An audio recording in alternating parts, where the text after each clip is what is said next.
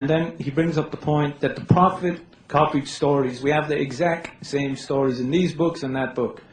You have to prove that he actually got these stories from them, not assume. Secondly, just because people were saying, we heard these stories before, does that mean it's false? Pagans said the same thing to Christians. I can go get you a quote from in the Catholic Encyclopedia.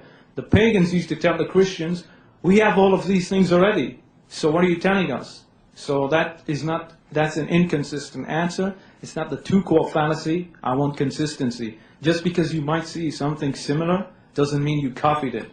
Secondly, if you go read the Gnostics, all these books which they claim are the exact same stories, when you read the stories, they're actually not the same at all. In fact, what we can say is that these stories have some truth in them, but they're so corrupted that they mix everything up, and what the Quran has is a restoration of the true events. So again, you have to prove he got these old stories.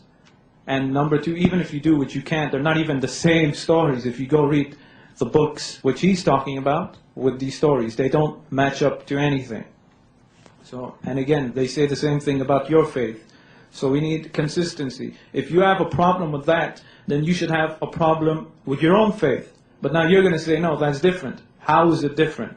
If the Prophet Muhammad is false on this, therefore your Bible is false. And again, that's not the two-quote fallacy, because I want to make sure I keep saying that in case they say I'm just trying to answer by attacking them. Remember, they're Christians. They judge the Prophet Muhammad by what? By the Bible, by the same standards of the Bible. So if we find the same arguments against the Bible, which can be thrown against it, it should be applied to them. They can't use double standards. So either way, we can throw it back more forcefully against you.